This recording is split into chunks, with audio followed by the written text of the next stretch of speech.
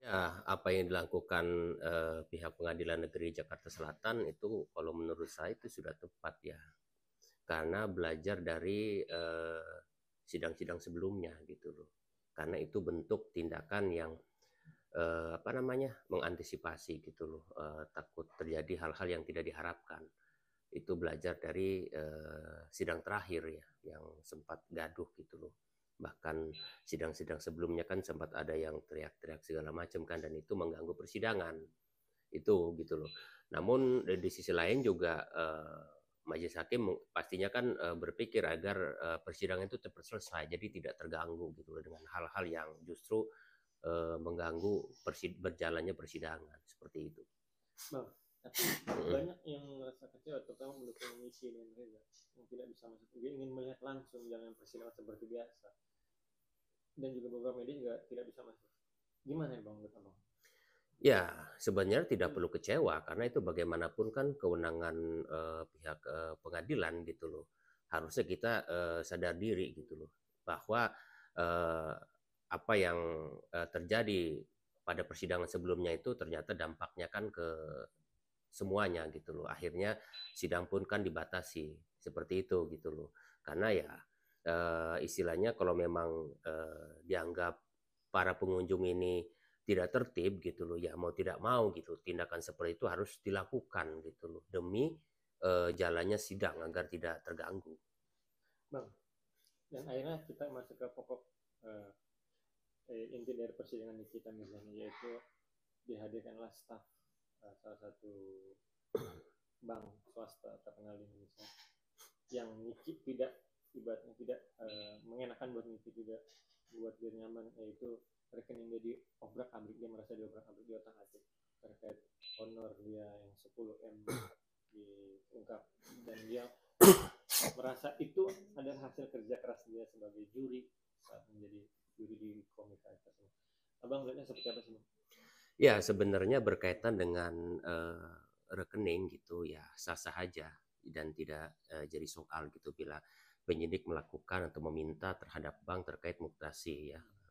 Bisa dikatakan meminta akses untuk membuka rekening Nikita Mirjani. Itu memang sudah diatur dalam undang-undang dalam rangka istilahnya bahwa si pemilik rekening ini patut diduga telah melakukan tindak pidana, terutama tindak pidana pencucian uang gitu loh, seperti itu. Jadi secara undang-undang penyidik tidak menyalahi gitu loh. Itu pastinya kan di awal rekening itu didapat gitu loh.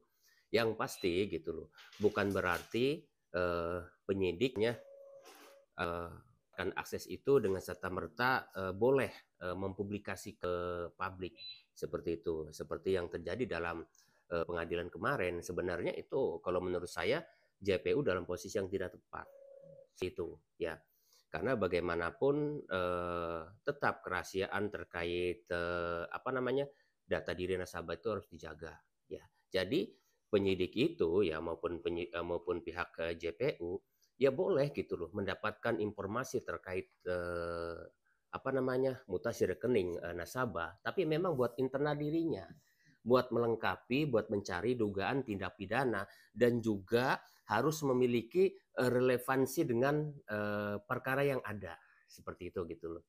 Kenapa saya bilang agak kurang tepat gitu, entah dia sedang mencari tindak pidana lain atau apa, paling tidak kan ukurannya gitu.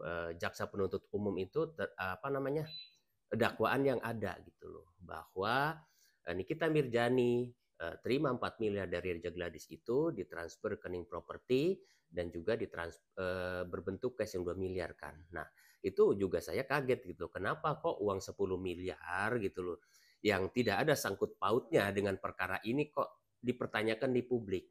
Makanya kenapa Nikita Mirjani akhirnya blow up bahwa dirinya diobrak-abrik atau rekeningnya itu hal yang wajar, hal yang lumrah. Karena harusnya pada konteks itu pemeriksaan bisa saja tertutup gitu. Karena itu bagaimana data tidak boleh. Itu kan publik akhirnya tahu kan.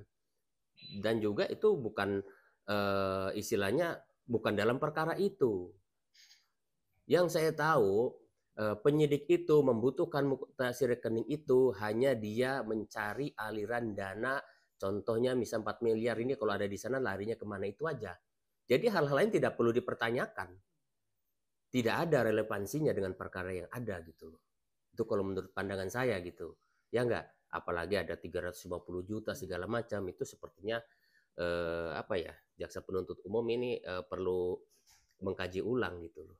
Karena meskipun di persidangan terus diungkap gitu, tapi paling tidak demi menjaga hak asasi manusia di sana gitu loh, harusnya itu lebih bersifat privacy. Kalau memang perlu ditanyakan, saya pikir itu tidak perlu juga ditanyakan gitu loh.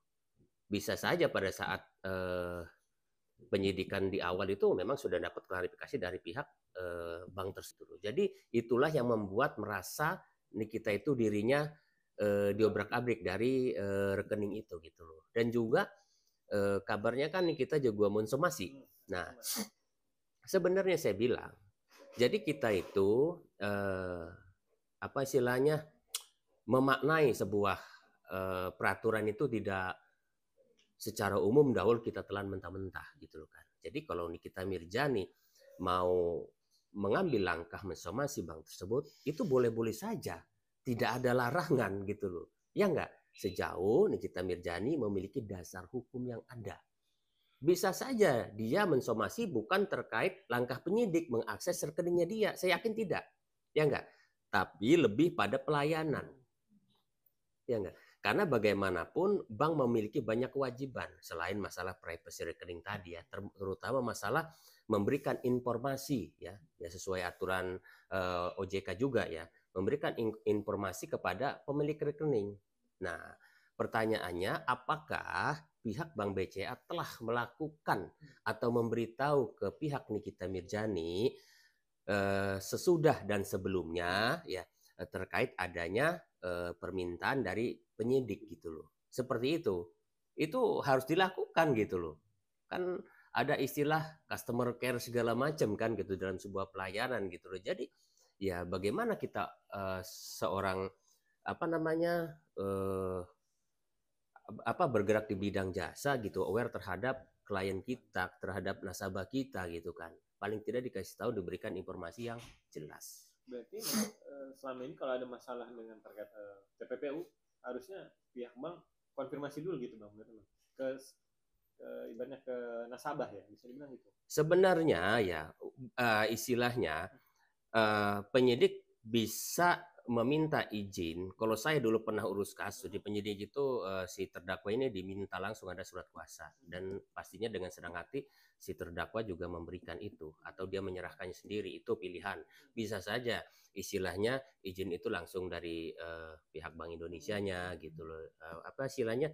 Yang pasti gitu dalam proses itu pihak pemilik rekening wajib mendapatkan informasi gitu loh, informasi dari bank itu sendiri, itu bagian dari pelayanan seperti itu.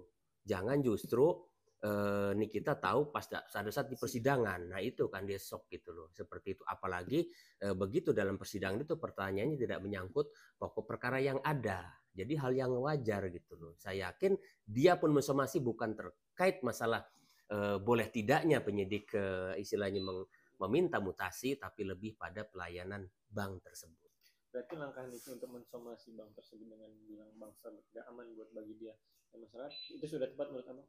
Oh, udah sangat tepat ya. Seandainya saya pun akan melakukan hal yang sama.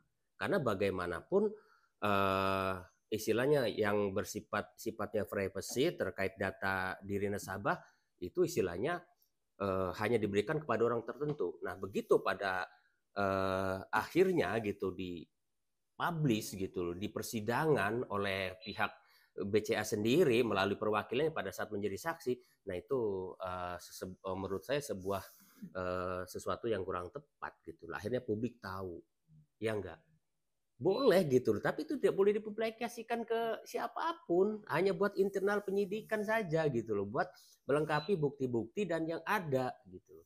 Seperti itu. Bang, semakin ibaratnya semakin kisruhnya lah di persidangan ini yang kemarin tidak ada juntrungannya. ada pesan nggak bang? Satu pesan buat Niki dan juga pengacaranya. Ya, kalau menurut saya persidangan kemarin jauh lebih baik ya, gitu. Kita juga mengapresiasi gitu perubahan dari Nikita Mirjani, ya nggak, gitu. Jauh lebih kondusif. Ya kita harapkan memang seperti itu gitu, agar proses perjalanan persidangan ini jauh lebih cepat, gitu nggak? Jadi publik tahu seperti apa gitu loh, ya nggak. Jadi persidangan kemarin kita sangat mengapresiasi, walaupun mungkin isi persidangan itu mengecewakan, ada yang mengecewakan bagi Nikita Mirjani. Bang, sedikit terakhir.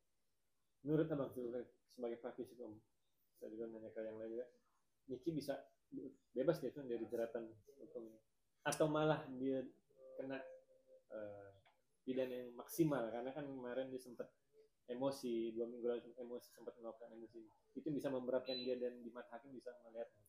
Ya, apa yang perlu kita ketahui bahwa Nikita Mirjani ini masih pada proses hukum ya. Jadi belum ada putusan benar-benar dia ini bersalah. Makanya tetap hak-haknya juga harus dijaga gitu loh kan. Seperti itu gitu loh. Terlepas dia nanti bebas dan tidak gitu loh, bergantung dari pembuktian dan juga pembelaan kuasa hukumnya. Seperti itu gitu loh. Kalau memang dilihat dari apa namanya, dari bukti-bukti gitu loh, ya istilahnya masih 50-50 lah gitu loh, bergantung nanti kesaksian, karena ini proses masih panjang, jadi kita tidak bisa memastikan seperti apa gitu loh kan. Yang pasti kan memang sekarang sudah menjadi barang nih istilahnya kan, seperti itu. Jadi tinggal nanti seperti apa pembelaan dari kuasa hukumnya, ya enggak, terkait hal-hal kemarin kita Mirjani yang misalnya ada kegaduhan dalam persidangan, ya itu mungkin bagian dari proses ya. Nah, semua kembali ke majelis hakim gitu loh. Nanti penilaiannya seperti apa terhadap Nikita Mirjani.